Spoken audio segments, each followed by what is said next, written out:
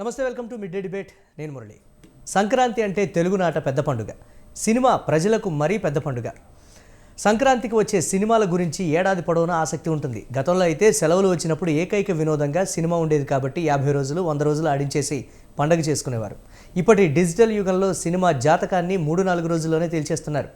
మరి ఈ ఏడాది సంక్రాంతి సినిమాల పరిస్థితిపై ఇవాల్టి మిడ్ డే డిబేట్.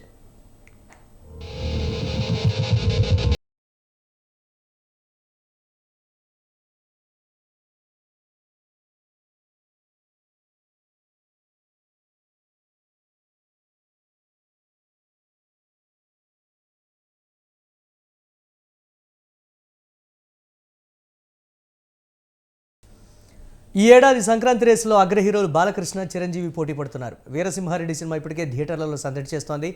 బాలకృష్ణ సత్తాకు తగినట్లుగా ఈ సినిమా రూపొందించారన్నది టాక్. ఇక వాల్తేరు వీరయ్య రూపంలో మెగాస్టార్ చిరంజీవి శుక్రవారం ప్రేక్షకులను పలకరించబోతున్నారు. మెగా మాస్ మూవీగా ఈ సినిమాను చెప్తున్నారు. మరి ఈ సంక్రాంతి రేసులో ఈ 2 సినిమాలకు తోడు వారసుడు కూడా వస్తున్నాడు. ఇప్పుడు ఈ సంక్రాంతి సినిమాల రేసు గురించి చర్చించేందుకు మనతో పాటు డిబేట్లో పార్టిసిపేట్ చేస్తున్నారు ధీరజ్ అప్పాజీ గారు, ఆ ఫిల్మ్ క్రిటిక్ వారు స్టూడియోలో సిద్ధంగా ఉన్నారు. అలాగే ప్రముఖ పొలిటికల్ అనలిస్ట్ తురగ శ్రీరామ్ గారు మరి కాసేపట్లో జాయిన్ అవుతారు.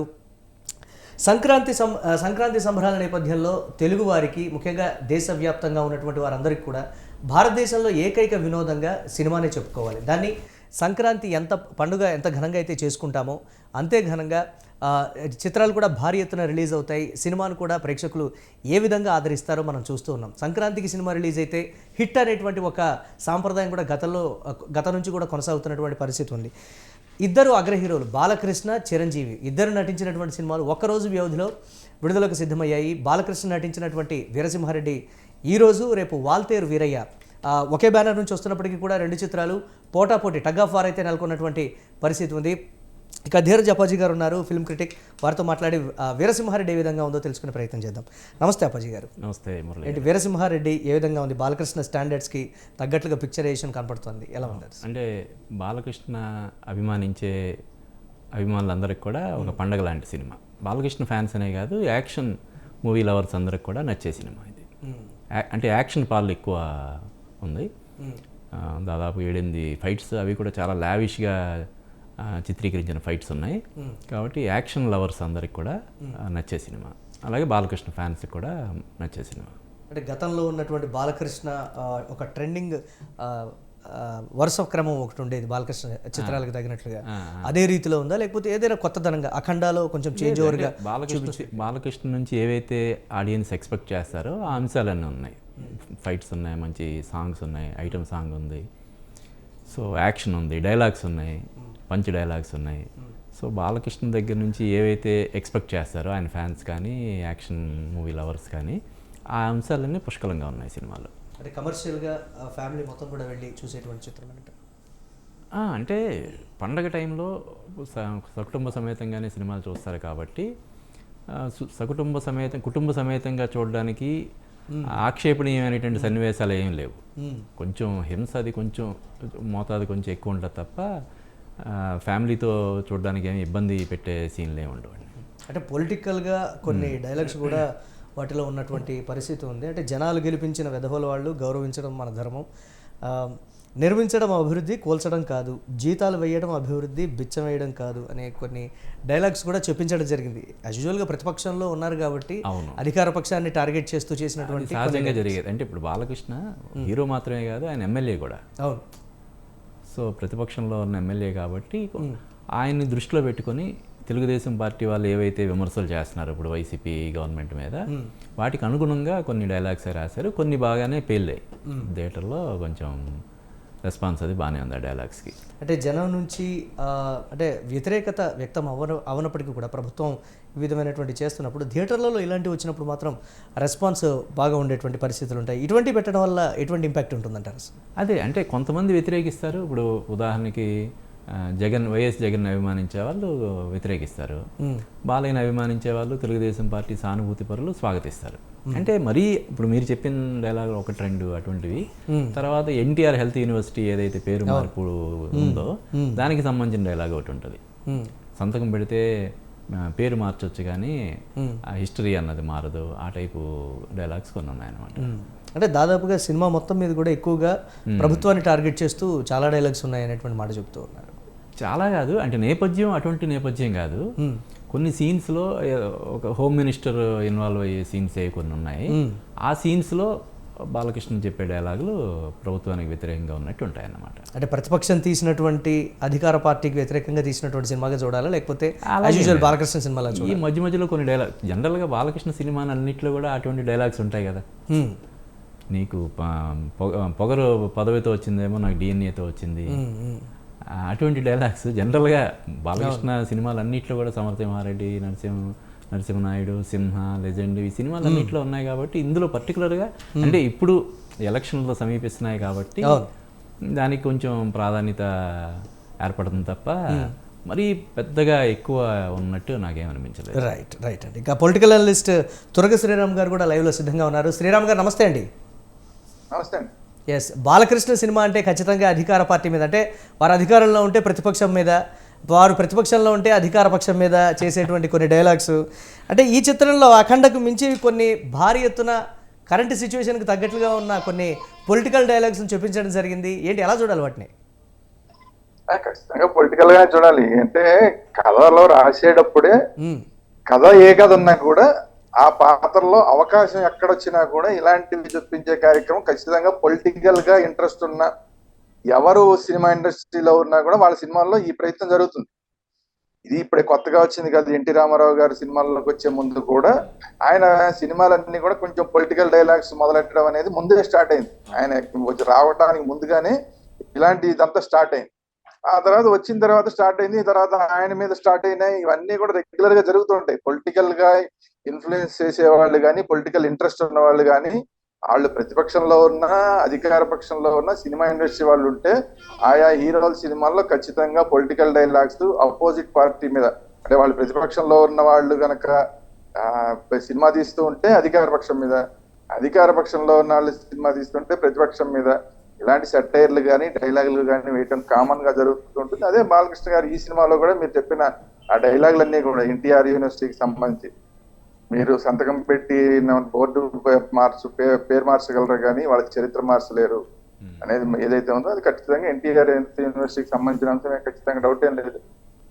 మిగతావన్నీ కూడా ఇప్పుడు ఏదైతే ఇప్పుడు మనకి కరెంట్ సిచ్యువేషన్, గవర్నమెంట్ లో కరెంట్ సిచ్యువేషన్ లో జీతాలు ఇవ్వలేని పరిస్థితుల్లో కూడా ఏదో బటన్ నొక్కు కార్యక్రమాలు అని చెప్పి చేస్తూ, అంటే అది మాత్రమే కాదు అబ్బాయి, ఇది కూడా చెయ్యాలి. కేవలం జీతాలు అంటే జీతాలు ఇవ్వలేకపోతున్నావు నువ్వు, కానీ ఏదో బిచ్చం వేస్తున్నావు అనే మాట వచ్చింది. అంటే ఆ బటన్ నొక్కుడు కార్యక్రమం అనేది వీళ్ళు బిచ్చం వేయటంగా సినిమాలో రాసుకున్నారు. సో అంటే ఎప్పుడైనా కూడా ఏ ప్రభుత్వం అయినా కూడా చేపలు పట్టడం నేర్పించాలి తప్ప చేపల కూర వండి నోట్లో పెట్టకూడదు అనేది మనం మొదటి నుంచి కూడా అది పొలిటికల్ గా ఉన్నది. అలాగే ఎవరికైనా కూడా ప్రతిదీ ఉచితం, అది ఉచితం, ఇది ఉచితం అంటే మనం తమిళనాడులో చూసాం. దానికి ఏ స్థాయి దాకా హద్దుకు మీరిపోయి ఎక్కడి దాకా వెళ్ళిపోతుంది అనేది. సో దాని నుంచి ఇప్పుడు డబ్బులు ఇచ్చే కార్యక్రమం తమిళనాడులో ఒకప్పుడు ఈ కుక్కర్ల దగ్గర నుంచి మొదలై, ఇస్త్రీ పెట్టెల దగ్గర నుంచి మొదలై ఎవరికి టీవీల దాకా వచ్చి రకరకాలుగా మారింది. ఇప్పుడు డైరెక్ట్ గా ఇప్పుడు మనం అభివృద్ధి చెందిన తర్వాత ఈ మన మోడీ గారు అందరికీ జీరో బ్యాలెన్స్ తోటి ఖాతాలన్నీ ఓపెన్ చేసిన తర్వాత, జన్ధన్ ఖాతాలన్నీ ఓపెన్ చేసిన తర్వాత ప్రతి ఒక్కళ్ళకి అకౌంట్ ఉంది కాబట్టి డైరెక్ట్ గా అకౌంట్ లోకి డబ్బులు వేసేయడం కార్యక్రమాలు అనేది దీన్ని పొలిటికల్ గా ఇలాంటివన్నీ చేస్తే కొన్ని వేరే దేశాల్లో కూడా మనం చూసాం. అన్ని ఫ్రీ ఫ్రీ ఫ్రీ అని ఇస్తే ఆ దేశాలు దెబ్బతినిపోయినాయి రబ్బా అని చెప్పి ఈ రోజు దేశవ్యాప్తంగా చర్చ జరుగుతుంది. కరెక్ట్ కాదు. సో ఆ ఉద్దేశంతో బహుశా ఇందులో పెట్టుంటారు, పెచ్చవేయడం కాదు రబ్బాయి, ముందు జీతాలు ఇవ్వండి. సో అలాంటివే మిగతావి కూడా జనం మెచ్చుకున్న విధాలు అంటే ఈ ప్రజాస్వామ్యంలో వాళ్ళు ఎవరనేది మనం గుర్తించాల్సిన అవసరం లేదు. ఎందుకంటే మెజారిటీగా ఉన్నది వాళ్లే ఉన్నారు. అది ఎవరనేది అనవసరం. కానీ ప్రజలు ఇక్కడ ఈ డైలాగ్ చూసిన తర్వాత అయినా ప్రజలు ఎవరిని గెలిపించాలి, ఎలాంటి వాళ్ళని గెలిపించాలి, మనం నిజంగా విధాలని గెలిపిస్తున్నాం. అది ఏ పార్టీ అన్నా కానివ్వండి, నేను పార్టీల గురించి మాట్లాడట్లేదు.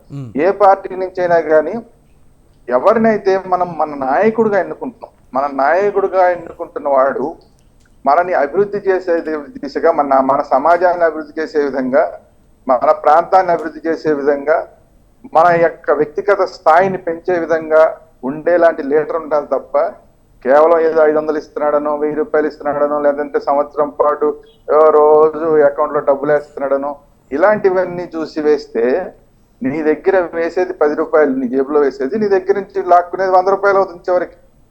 అది ఓవరాల్ గా నీకు 10 రూపాయలు నీ జేబులో వస్తాయేమో తప్ప నీకు తెలియకుండా నీ జేబులోంచి 100 రూపాయలు వెళ్తాయి. నువ్వు చేసిన తప్పు వల్ల మొత్తం సమాజం జేబులు ప్రతి ఒక్కరి జేబుల్లోంచి 100 రూపాయలు బయటికి వెళ్ళిపోతాయి.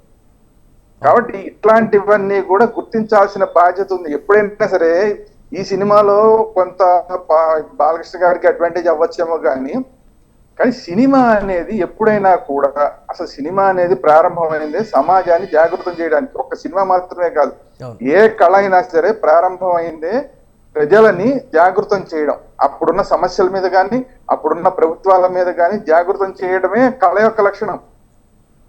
దాంట్లో భాగంగానే సినిమా వచ్చింది. దాన్ని మనం మర్చిపోయి తర్వాత ఎంటర్టైన్మెంట్ లోకి వెళ్ళిపోయి 4 డాన్సులు 4 ఫైట్లు ఈ రొటీన్ ఫార్ములాలోకి వెళ్ళిపోయాం. కానీ గతంలో మనం అనేక సినిమాలు మెసేజ్ ఓరియంటెడ్ సినిమాలు ఉండేవి. వరకట్నం మీద కానీ ఇతర దురాచారాల మీద కానీ అనేకమైన సినిమాలు వచ్చినాయి. అట్లాగే ఇట్లాంటి సినిమాల్లో కూడా ఈ కమర్షియల్ సినిమాల్లో కూడా అక్కడక్కడ ఇలాంటి డైలాగులు ఉన్నప్పుడు ఆ డైలాగుల గురించి ప్రజలు ఆలోచించాల్సిన అవసరం ఉంది. అది ఇప్పుడు బాలకృష్ణ గారు చెప్పారు కదా అని చెప్పి మనం డైరెక్ట్ గా జగన్మోహన్ రెడ్డి గారిని అంటాం కాదు, జగన్మోహన్ రెడ్డి గారి ప్రభుత్వాన్ని అంటాం కాదు.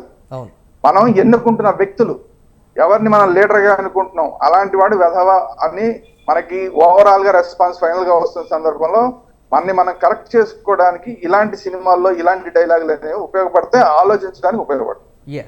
Yes right. ఒకసారి అమెరికాలో వీరసింహారెడ్డి షోని మధ్యలోనే నిలిపివేసినటువంటి పరిస్థితి ఉంది. దానికి సంబంధించి విజువల్ చూద్దాం ఒకసారి. Sorry. I know a lot of you came here to watch the movie fairly and have a great evening. I understand that, but don't blame on me. Blame on those who actually were doing the confusion. This situation never happened before.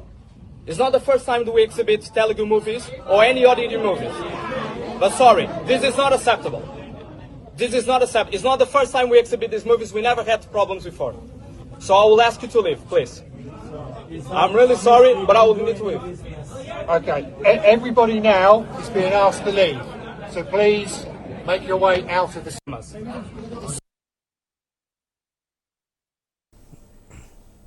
Right. Balayya Babu సందడికి తగినట్లుగా భారతదేశంలో అలాగే తెలుగు రాష్ట్రాల్లో చేసిన విధంగా ఏ దేశంలో ఉన్నా అనేటువంటి సంగతి కూడా మర్చిపోయి అమెరికాలో బాలయ్య బాబు అభిమానులు వారి తరహాలో బాలయ్య బాబు సినిమాను చూస్తూ మనం అమెరికాలో ఉన్నామా, ఆంధ్రప్రదేశ్లో ఉన్నామా, తెలుగు రాష్ట్రాల్లో ఉన్నామా అనేది కూడా మర్చిపోయి ఇక్కడ ఎలా అయితే ప్రవర్తించారో అక్కడ కూడా అదేవిధంగా ప్రవర్తించేటప్పటికీ అక్కడ ఉన్నటువంటి యాజమాన్యం వచ్చి షోను మధ్యలోనే ఆపివేసి ఇటువంటి పరిస్థితిని మేము ఎప్పుడూ కూడా ఎంకరేజ్ చేయం, ఇటువంటి పరిస్థితి ఎప్పుడూ చోటు చేసుకోలేదు, మీరు ఈ విధంగా చేస్తున్నారు, ఉన్నటువంటి పరిస్థితుల్లో నీట్గా ఉంచుకోవాల్సినటువంటి సిచ్యువేషన్ ఉంది మనకి, సో జాగ్రత్తగా ఉండాలి, ఇలా చేస్తే మాత్రం షోను మధ్యలోనే ఆపివేస్తాను ఒక చిన్న వార్నింగ్ అయితే ఇచ్చారు. మరి బాలయ్య బాబు అభిమానులు తగ్గుతారా, లేకపోతే అదే విధమైనటువంటి జోష్ని ప్రతి ఒక్క సన్నివేశంలో ఎంజాయ్ చేస్తూ మైమర్చిపోయి చూస్తూ ఉంటారు? దాన్ని మనం ఇప్పటివరకు చూసాం. అది బాలయ్య బాబు క్రేజ్ అంటే అని కూడా కొంతమంది నెటిజన్లో కామెంట్ చేస్తున్నటువంటి పరిస్థితి ఉంది.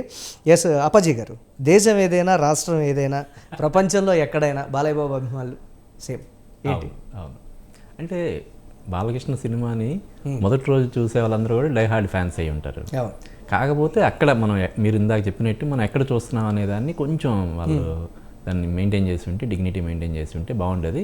బట్ ఆ టైంలో వాళ్ళు ఎంజాయ్ చేయడానికే వెళ్తారు కాబట్టి అది ఎంజాయ్ చేయడానికి మనం పూర్తిగా దాన్ని తప్పు పట్టలేము. మనం అక్కడ ఉన్నటువంటి నామ్స్ అంటే అక్కడ ఏదైనా వాటిని ధ్వంసం చేయడం కానీ లేకపోతే వాటికి భంగం కలిగించేలా ప్రవర్తించడం కానీ చేస్తే దాన్ని ఖచ్చితంగా మనం తప్పు పట్టాలి. అదర్వైజ్ మామూలుగా ఎంజాయ్ చేస్తున్నట్లయితే దాన్ని మనం తప్పు పట్టడానికి ఏం లేదు.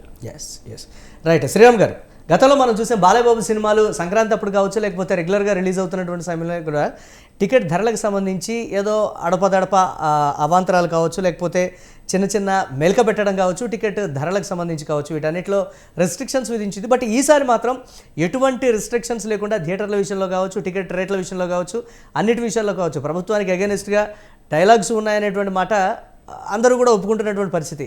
కానీ గవర్నమెంట్ చాలా క్లియర్గా కూడా ఓపెన్గా థియేటర్లు ఇచ్చేసి ఎటువంటి అవాంతరాలు సృష్టించలేదు. ఇది ఒక హ్యాపీ మూమెంట్గా కూడా అభిమానులు కావచ్చు, తెలుగుదేశం పార్టీ నేతలు కావచ్చు చెప్పుకుంటున్నటువంటి పరిస్థితి. అసలు దీన్ని ఎలా చూడాలంటారు? మంచి పరిణామం కదా. ఎప్పుడంటే సినిమా అనేది ఎంటర్టైన్మెంట్ కోసం వచ్చిన దాన్ని మనం అడ్డు పెట్టాల్సిన అవసరం లేదు. ఇప్పుడు ఎలాగా అమెరికాలో లాగా, ఇప్పుడు అమెరికాలో అక్కడ జరిగినట్లాగా అక్కడ ఫ్రాన్స్ లోనే అక్కడ జరిగింది, అలా జరిగినట్లాగా జరిగితే ఏమైనా ఇబ్బంది తప్ప మిగతా ఇప్పుడు ఎంజాయ్మెంట్ అనేది అది ఎంటర్టైన్మెంట్. సినిమా పర్పస్ కూడా ఎంటర్టైన్మెంట్ కదా, సమాజాన్ని ఉద్ధరించడంతో, సమాజానికి మెసేజ్ ఇవ్వడంతో పాటు ఎంటర్టైన్మెంట్. ఆ ఎంటర్టైన్మెంట్ అనేది దానికి అడ్డం పడాల్సిన అవసరం లేదు. ఎంటర్టైన్మెంట్ కి అడ్డం పడడం అనేది ప్రభుత్వం బాధ్యత ఏం కాదు, ప్రభుత్వం డ్యూటీలో అదేం లేదు. సో అందువల్ల అడ్డం పడితే పెద్ద చర్చ తప్ప అడ్డం పడినప్పుడు పెద్ద చర్చ ఏం కాదు. అది కాకుండా వీళ్ళు ఎక్కువ అడిగినట్టున్నారు పెంచమని. వాళ్ళు ఏదో వీళ్ళు 45 రూపాయలు అడిగితే వాళ్ళు 25 రూపాయలు 20 రూపాయలు ఏదో పెంచినట్టున్నారు. ఎనివే మొత్తం మీద ఓవరాల్ గా అయితే 2 తెలుగు రాష్ట్రాల్లోనూ 20 రూపాయలు, వాళ్ళు 45 రూపాయలు అడిగారు, వీళ్ళు 20 రూపాయలు పెంచినట్టున్నారు. రేపు సినిమాకి ఏమో 25 రూపాయలు చేసినట్టున్నారు. సో ఓవరాల్ గా ఏదన్నా కానీ ఏదో ఒక ఎమికబుల్ గా మొత్తానికి జరిగిపోతుంది కాబట్టి ఓవరాల్ గా ఇది ప్రభుత్వానికి సినిమా ఇండస్ట్రీకి మధ్య మాత్రం కాస్త సామరస్యంగానే ఈ 2 సినిమాల వరకు వెళ్తోంది. ఎందుకంటే ఒకటి ఇదే బాలయ్య బాబు గారికి స్వయంగా ముఖ్యమంత్రి గారే ఫ్యాన్ కాబట్టి, జగన్మోహన్ రెడ్డి గారు ఆయన ఫ్యాన్స్ అధ్యక్షుడు కూడా, కడప జిల్లాకి గతంలో ఫ్యాన్స్ అధ్యక్షుడు. అందువల్ల సహజంగానే అంత అడ్డం పడడానికి ఎంత కాదనుకున్నా మనసు ఒప్పుకోదు కాబట్టి పెద్దగా ఇబ్బందులు కలిగించే అవకాశం ఉండదు. సరే, చిరంజీవి గారు వెళ్ళి ఆయనకి నమస్కారం పెట్టి అవన్నీ చేశారు కాబట్టి సరే అసలు ఆయనకి అడ్డం పడే అవకాశం లేదు. గట్టిగా నిలబడ్డటువంటి జనసేన అధినేత పవన్ కళ్యాణ్ సినిమాకేనంటారా అసలైనటువంటి చిక్కులు ఆ సమయంలో? అలాగే అడ్డంకులు ఏం లేదు కదా. ఎస్ అదే ఇప్పుడు రాబోయే రోజుల్లో జరిగే పరిణామాలను బట్టి రాబోయే రోజుల్లో ఆ సినిమాకి ట్విస్ట్లు ఎలాగా ఉంటాయని గతంలో చూసాం, చాలా ట్విస్ట్లు చూసాం. రాబోయే రోజుల్లో ఇంకేంటి ట్విస్ట్లు ఉంటాయో చూద్దాం. కోవిడ్ ఆంక్షలు కూడా అప్పుడే వస్తాయి అనేది కొన్ని కామెంట్స్ కొంతమంది చేస్తున్నారు. అసలు కావాలనుకుంటే కోవిడ్ ఇప్పటికే వచ్చేది ఉండేది కాబట్టి ఇంకా అనుకోలేదు కాబట్టి. కానీ లేదంటే ఎప్పుడైనా మోడీ గారు అవకాశం ఇచ్చారు, రాహుల్ గాంధీ గారిని జాగ్రత్తగా ఉండండి, మీరు రోడ్ల మీద తిరగకండి, ప్రచారం చేయకండి అని, వాక్ చేయకండి అని చెప్పినప్పుడే అప్పుడే అనుకున్నాం అసలు ఇవన్నీ యాత్రలు గీతలు అన్ని ఆపేస్తారని. సో ఇంకా కొంచెం మనకి అదృష్టం బాగుంటుంది ఏంటంటే చైనా లాగా మన పరిస్థితి అవ్వలేదు కాబట్టి, అది కూడా రిలీజ్ అయింది పవన్ కళ్యాణ్ సినిమా కాదు కాబట్టి, ఈ 2 అంశాలు ఉన్నాయి కాబట్టి కోవిడ్ పెద్దగా మనకి పెరగల. పవన్ కళ్యాణ్ గారి సినిమా కనుక వచ్చి కోవిడ్ కొంచెం తొందరగా పెరిగేది, కొంచెం ఎక్కువ వ్యాప్తి చెంది ఉండేది. సో ప్రస్తుతానికి కోవిడ్ కంట్రోల్లోనే ఉంది. నెక్స్ట్ సినిమా అది వచ్చేదాకా, హరిహర వీరమల్లు వచ్చేదాకా కొంచెం కోవిడ్ కంట్రోల్లోనే ఉంటుంది ఆంధ్రప్రదేశ్ లో. సో అందువల్ల అప్పుడు ఈ లోపు వచ్చే సినిమాలన్నీ కూడా కొంచెం రిలీఫ్ ఫీల్ అవ్వచ్చు. అంటే వీరసింహారెడ్డిలో ఉన్నటువంటి స్ట్రైట్ గా ప్రభుత్వం మీద ఉన్నటువంటి డైలాగులు కాకుండా వాల్తేరు వీరయ్యలో కూడా రాజకీయాల గురించి, నేను రాజకీయాలకు దూరం అయ్యాను కానీ నా నుంచి ఇంకా రాజకీయాలు దూరం కాలేదనేటువంటి కొన్ని కామెంట్స్, అంటే హింట్ ఇస్తున్నారు భవిష్యత్తులో రాబోయే మళ్ళీ పాలిటిక్స్లో యాక్టివ్ అవుతారు కాబట్టి ఇటువంటి హింట్స్ ఇస్తున్నారు అనేటువంటి మాట. ఈ విధంగా కాకుండా అసలు పొలిటికల్ కామెంట్స్ దాంట్లో కూడా వాటిని ఎలా చూడాలంటారు? అంటే అది ఈ సినిమాలో వాల్తేరు వీరయ్య కదా, ఇంతకుముందు ఆల్రెడీ వచ్చేసిన సినిమాలో అది, ఇంతకుముందు రిలీజ్ అయిపోయిన సినిమాలో అది గాడ్ ఫాదర్ సినిమాలో అది. సో ఈసారి ట్విస్ట్ ఏంటంటే అసలు ఇంకా కొంచెం జాగ్రత్త పడ్డారు చిరంజీవి గారు. సినిమాకి ఏమాత్రం ఇబ్బంది లేకుండా ఉండటం కోసం అసలు నేను రాజకీయాల్లోనే లేను, అది పక్క రాష్ట్రం అని మాట్లాడాడు. ఆయన పుట్టింది పాలకులు పెరిగింది, అదే పుట్టినంత మొగల్తూరు ప్రాంతం అయినా కూడా సరే, అత్తారిల్లు పాలకులు అయినా కూడా ఏదైనా కూడా కొంచెం జాగ్రత్త పడి ఈసారి అసలు అది పక్క రాష్ట్రం అని మాట్లాడేశారు ఆయన. సో అందువల్ల ఆయన కొంచెం వివాదాలన్నిటికీ కొంచెం దూరంగా ఉందామని నిర్ణయించుకున్నట్టుంది. ఎందుకంటే వరుసపెట్టి సినిమాలు చేస్తున్నారు కాబట్టి ఏ చిన్న తేడా వచ్చినా కూడా ఆంధ్రప్రదేశ్ గవర్నమెంట్ తో తేడాలు వస్తాయి, అలా ఎదురికి తెలంగాణ గవర్నమెంట్ తో తేడాలు వచ్చే అవకాశమే లేదు. సో అందువల్ల ముందు జాగ్రత్త పడి అసలు దీన్ని పక్క రాష్ట్రాన్ని పక్కన పెట్టేశారు. సో అందువల్ల దీనికైతే ఇబ్బందులు ఏమి ఉండదు, చిరంజీవి గారి సినిమాకి ఏ ఇబ్బంది ఉండే అవకాశం లేదు. రాబోయే రోజుల్లో చిరంజీవి గారు సమీప భవిష్యత్తులో వచ్చే అవకాశం లేదు. ఆఫ్టర్ ఎలక్షన్స్ ఏం జరుగుతుందనేది చూడాలి. కానీ ఆఫ్టర్ ఎలక్షన్స్ ఒకవేళ ఈయన కావాలనుకున్న, చిరంజీవి గారు కావాలనుకున్న ప్రభుత్వాలు ఏమన్నా వచ్చి వాళ్ళు ఏదైనా మళ్ళీ ఏదైనా రాజ్యసభ ఇచ్చి అట్లాంటివి ఏమన్నా జరిగితే తప్ప డైరెక్ట్ ఎలక్షన్ లో చిరంజీవి గారు సమీప భవిష్యత్తులో వచ్చే అవకాశం లేదు కాబట్టి ఆయనకేం ఇబ్బంది లేదు. చెప్పండి. అదే అందువల్ల పైగా ముఖ్యమంత్రి గారు స్వయంగా ఈయనకి పిలిచి దగ్గరుండి భోజనం పెట్టారు. చిరంజీవి ముఖ్యమంత్రి గారి భార్య దగ్గరుండి వడ్డించింది, ఇవన్నీ జరిగినాయి కాబట్టి చిరంజీవి గారి వరకు ఇబ్బంది లేదు. నాగబాబు గారు అంటారా, నాగబాబు గారు మెయిన్ స్ట్రీమ్ లో ఎప్పుడు ఉండరు కాబట్టి ఆయనకి అసలు వచ్చేది లేదు పోయేది లేదు. ఆయన ఎటు తిరిగి హరిహర వీరమల్లు వచ్చేదాకా ఏ ఇబ్బంది ఉండదు. మనలాంటి వాళ్ళం ప్రశాంతంగా సినిమాలు చూడొచ్చు. ఎప్పుడు కావాలంటే అప్పుడు వెళ్ళి సినిమాలు చూడవచ్చు, వాళ్ళు ఏదో నిర్ణయించిన రేట్ ప్రకారం సినిమా చూడొచ్చు, లేదంటే మళ్ళీ ఎక్కువ తక్కువ థియేటర్లు, లేదా థియేటర్ల మీద దాడులు ఇవన్నీ కూడా జరుగుతాయి. సో అందువల్ల ప్రస్తుతానికైతే సినిమా ఇండస్ట్రీ ప్రశాంతంగా ఉన్నట్టే. లేక హరిహర వీరమల్లు వచ్చేదాకా ఎన్ని సినిమాలు రిలీజ్ చేసుకోగలిగితే అన్ని సినిమాలు రిలీజ్ చేసేసుకుంటే నిర్మాతలందరూ సేఫ్ గా ఉంటారు. అంటే బాలయ్యబాబు అంటే బాలయ్యబాబు సినిమాలో ఎంత నేరుగా డైలాగులు ఇచ్చినప్పటికీ కూడా ఎవరు కూడా వైసీపీకి సంబంధించినటువంటి నేతలు ఎవరు సరిగా రెస్పాండ్ అవ్వరు, ఎందుకు మౌనంగా ఉంటారనేటువంటి మాట. అదే పవన్ కళ్యాణ్ ఒక సినిమాలో నార్మల్గా ఏదైనా డైలాగు నార్మల్గా మాట్లాడినా ఇది అధికార పార్టీ మీద ఏమైనా డైలాగ్ వేశారా అనే ఉద్దేశంతో ఇమీడియట్గా రియాక్ట్ అయ్యేటువంటి పరిస్థితులు ఉంటాయి. ఎందుకు ఆ విధంగా జరుగుతుందంటారు అసలు?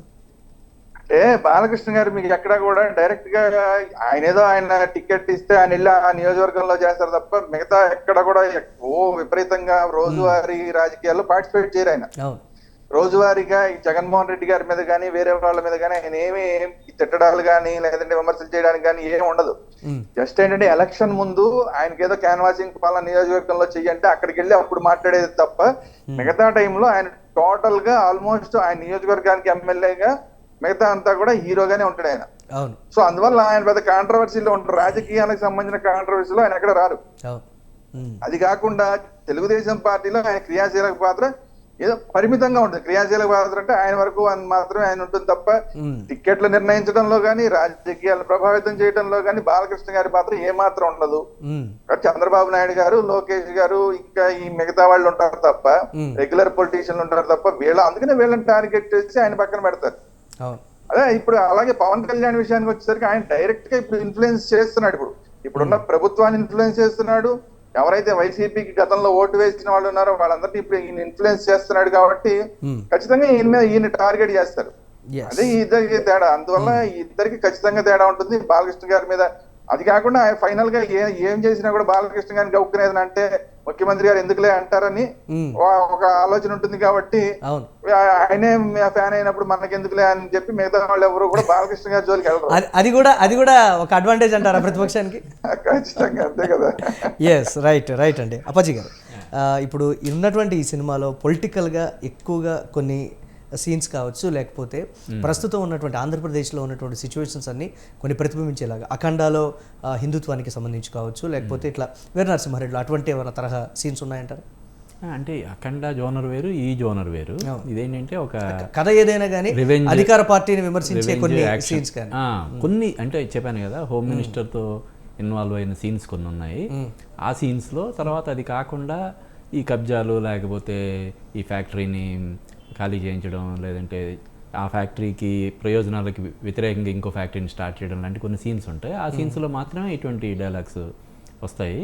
మీరు అన్నట్టు ఒక 2-3 డైలాగ్స్ కొంచెం ఆక్షేపణీయంగా ఏమైనా ఉంటాయేమో తప్ప మిగతా డైలాగ్స్ పెద్దగా వివాదాలకు దారి తీసేంతగా, ఘర్షణలకు దారి తీసేంతగా ఏం లేవు. ఫైనల్గా చెప్పండి, బాలయ్య ఖాతాలో మరో బ్లాక్ బస్టర్ అంటారా, లేకపోతే మంచి చిత్రం అంటారా? అంటే ఇది ఇప్పుడు మీకు తెలిసిందే, బాలకృష్ణకి సింహ సెంటిమెంట్ బాగా. సమరసింహారెడ్డి, నరసింహనాయుడు, నరసింహ, అలాగే సింహ సెంటిమెంటు కలిసి వచ్చేలాగే కనిపిస్తుంది. ప్లస్ ఏంటంటే సంక్రాంతి అనేది దానికి పెద్ద అడ్వాంటేజ్ అవుతుందని చెప్పి నేను అనుకుంటున్నాను. ఓవరాల్గా మంచి సినిమానే చెప్పాలి. రైట్. ఫైనల్గా శ్రీరామ్ గారు, ఏ విధంగా చూడాలంటారు? ఆంధ్రప్రదేశ్ ప్రజలు దీన్ని ఒక పొలిటికల్ చిత్రంగా చూడాలంటారా, లేకపోతే నార్మల్గా పండగకి రిలీజ్ అయినటువంటి ఒక అగ్రహీరో చిత్రంగా చూడాలంటారా, లేకపోతే ఎలా చూడాలి? ఏం అక్కర్లేదు, శుభ్రంగా సంక్రాంతి సినిమాగా చూడండి. ఎందుకంటే గవర్నమెంట్ కూడా వీళ్ళని ఏం ఇబ్బందులు పెట్టలేదు. రొటీన్ డైలాగులు సరే బాలకృష్ణ గారి ప్రతి సినిమాలో ఉంటాయి కాబట్టి అలా ఎంజాయ్ చేయండి, చక్కగా ఎంజాయ్ చేయండి. ఇప్పుడు ఏదో చెప్పినట్టు మనం ఎక్కడ ప్యారిస్ మన రోమ్ లో ఉన్నప్పుడు రోమన్ లాగా ఉండాలని ఒక సామెత ఉంది. అందువల్ల అనవసరంగా వేరే దేశాల్లో అనవసరంగా థియేటర్లు పాడు చేయకండి. మన థియేటర్లు మనం పాడు చేసుకుంటున్నాం, అంతవరకు చాలు. ఇప్పుడు మన థియేటర్లో మనం అంతా చిత్తకాయితాలు ఎగరేసుకుంటున్నాం, ఇంతవరకు సరిపెట్టండి. వేరే దేశాల్లో కూడా చిత్తకాయితాలు ఎగరేసే కార్యక్రమాలు చేయకండి. అయితే ఈ సినిమా ఏంటంటే సంక్రాంతి హిట్ అవుతుందా లేదా అనేది రేపు సినిమా మీద ఆధారపడు. ఎందుకంటే ఈ సినిమా ఫస్ట్ హాఫ్ బ్రహ్మాండంగా ఉందంటున్నారు. ఫస్ట్ హాఫ్ కొంచెం స్లోగా స్టార్ట్ అయినా కూడా ఫస్ట్ హాఫ్ ఒక 20 minutes తర్వాత అద్భుతంగా ఉంది. బాలయ్య గారి పర్ఫార్మెన్స్ మాత్రం అద్భుతంగా ఉందని చెప్తున్నారు. ఓవరాల్ గా బాలయ్య గారి పర్ఫార్మెన్స్ సూపర్ గా ఉందంటున్నారు. అయితే సెకండ్ హాఫ్ కొంచెం ల్యాగ్ ఉందంటున్నారు. మళ్ళీ సరే తిరిగి క్లైమాక్స్ అనేది బాలయ్య బాబు ఎలాగో దాన్ని కవర్ చేస్తారు కాబట్టి అది కాకపోతే అందుకనే అంటున్నా ఫస్ట్ హాఫ్ సూపర్ గా ఉంది, సెకండ్ హాఫ్ అంత ఫస్ట్ హాఫ్ అంత లేదంటున్నారు కాబట్టి ఈ సినిమా సంక్రాంతి సినిమా అవుతుంది, సంక్రాంతి ఇంటి సినిమా అవుతుందా అనేది లేదా అనేది రేపు చిరంజీవి గారి సినిమా మీద ఆధారపడి. అంటే వాల్తేరు వీరే కంప్లీట్గా వైజాగ్ చుట్టూ వైజాగ్ నేపథ్యం ఉన్నటువంటి సినిమా కాబట్టి వైజాగ్లో జరిగేటువంటి కొన్ని వాస్తవ పరిస్థితులను కూడా దీంట్లో అంటే డైలాగ్ రూపంలో కాకపోయినా సిచ్యువేషన్ రూపంలో వీటిని చూపించే ప్రయత్నం కూడా జరిగింది అనేటువంటి ఒక మాట. అలా ఉంటే అలా చూడాలి. వైజాగ్ లో ఏం జరిగింది అనేది చూపించేంత కార్యక్రమం చేయరు, ఎందుకంటే ఇప్పుడు అక్కడ రాజధాని రాజు వీటన్నిటిలో చిరంజీవి గారు పొరపాటు కూడా వెళ్ళడు, మామూలుగానే వెళ్ళడు అసలు. ఇప్పుడున్న సిచ్యువేషన్ లో ఆయన అసలే వెళ్ళడు. సో అందువల్ల అది పక్కా కమర్షియల్ సినిమానే అవుతుంది. ఎప్పుడైనా చిరంజీవి గారు లుంగి కట్టి రంగంలోకి దిగాడు అంటే ఆ సినిమా ఖచ్చితంగా మాస్ మసాలా ఉంటుంది. ఇప్పుడు బాలయ్యకి ఎలాగైతే ఫ్యాక్షన్ వీటన్నిటికీ ఫేమస్, అలాగే చిరంజీవి గారు అలా లుంగి కట్టుడు పక్కా మాస్ లేబర్ క్యారెక్టర్ అలాంటి వాటికి అద్భుతంగా చేస్తారు ఆయన. ఇప్పుడు ఎలాగ ఇందులో అనేకమైన బాలయ్య సినిమాలో ఇప్పుడు కూడా రాయలసీమకు సంబంధించి అనేక మంచి డైలాగులు ఉన్నాయి. ఎందుకంటే రాయలసీమలో ఫ్యాన్స్ ఎక్కువ బాలయ్య బాబుకి. మామూలుగా కూడా వసూళ్లు కూడా రాయలసీమలో అద్భుతంగా ఉంటాయి బాలయ్య బాబు. అలాగే ఇప్పుడు చిరంజీవి గారికి ఆల్ ఓవర్ ఉంటాయి. ఇప్పుడు అందుకనే రేపు చిరంజీవి గారి సినిమా కనుక సాంగ్స్ బాగుండి కథ ఎలాగో ఎడిదిరిగి కాంట్రవర్సీలు ఉండవు, కానీ ఆ మాస్ మసాలా ఖచ్చితంగా ఎంటర్టైన్మెంట్ బాగుండి ఇలాగే ఫస్ట్ హాఫ్ బాగుంది సెకండ్ హాఫ్ అలా అంత లేదు అన్న కాకుండా ఎప్పుడైనా ఏ సినిమాకైనా ఫస్ట్ హాఫ్ బాగుండకపోయినా సెకండ్ హాఫ్ ఖచ్చితంగా బాగుండాలి. థియేటర్ నుంచి బయటకు వచ్చే ప్రేక్షకుడు బాగుందనేలాగా రావాలి. ఎందుకంటే ఫస్ట్ హాఫ్ అయిపోయిన తర్వాత సెకండ్ హాఫ్ చూసిన తర్వాత చిన్న డిసప్పాయింట్మెంట్ తో బయటకు వస్తే ఇబ్బంది అవుతుంది. అలాంటి ఇబ్బంది రేపు సినిమాకి లేకుండా ఉంటే అది సంక్రాంతి సినిమా అవుతుంది. రేపు దాంట్లో ఏమైనా చిన్న ఫ్లాప్స్ ఏమైనా కనుక ఉంటే కనుక ఈ సినిమా సంక్రాంతి అవుతుంది. ఇద్దరు కూడా బ్లాక్ బస్టర్ సినిమాలు ఇస్తారని ఆశిస్తాం. 2 సినిమాలు బాగా ఆదరించాలని కోరుకుందాం. సంక్రాంతికి ఎప్పుడు కూడా మనకి సంక్రాంతికి 2 కోళ్లు పోట్లాడుకుంటాయి, అలాగే ఈ 2 కోళ్లు పోట్లాడుకుంటున్నాయి. ఈ 2 కోళ్లలో మనకి విచిత్రం ఏంటంటే కోళ్లు చేస్తాయి కానీ మనుషులు మాత్రం బాగుపడతారు, వాటి మీద పెట్టుబడి పెట్టిన మనుషులు బాగుపడతారు. అలాగే ఇక్కడ 2 కోళ్లు బాలయ్య బాబు చిరంజీవి కొట్లాడుకున్నా 2 కొట్లాడుకున్నా కూడా ఫైనల్ గా డబ్బులు వచ్చేది ఒక ప్రొడ్యూసర్కే. ఒకే ప్రొడ్యూసర్ ఈ 2 చిత్రాలకు సంబంధించి కూడా. అందువల్ల ప్రొడ్యూసర్ కి ఏమి ఇబ్బంది లేదు. అందువల్ల మీరు కొట్టుకోకుండా ఫ్యాన్స్ కొట్టుకోకుండా చక్కగా సినిమా చూసి ఆనందించారు. రైట్ థ్యాంక్ యూ శ్రీరామ్ గారు, అలాగే థ్యాంక్ యూ అప్పాజీ గారు మిడ్ డే డిబేట్ లో పార్టిసిపేట్ చేసినందుకు. మొత్తం మీద వీరసింహారెడ్డి చిత్రంలో ప్రభుత్వానికి అగైనెస్ట్గా అనుకోవాలా, వాస్తవ పరిస్థితులకి తగినట్లుగా చెప్పినటువంటి డైలాగ్స్ అనుకోవాలా, ఏ చెప్పినా కానీ ఆడియన్స్ అయితే ఎంజాయ్ చేస్తూ ఉన్నారు. వాస్తవ పరిస్థితులు ప్రజలకు తెలిసినప్పటికీ కూడా ఆ డైలాగ్స్ విన్నప్పుడు అధికార పక్షంలో ఎంతో కొంత కదలిక వస్తే బాగుంటుందనేది సాధారణ ప్రేక్షకుడి నుంచి వస్తున్నటువంటి సమాధానం. ఇది ఇవాల్టి mid day debate. Keep watching స్వతంత్ర.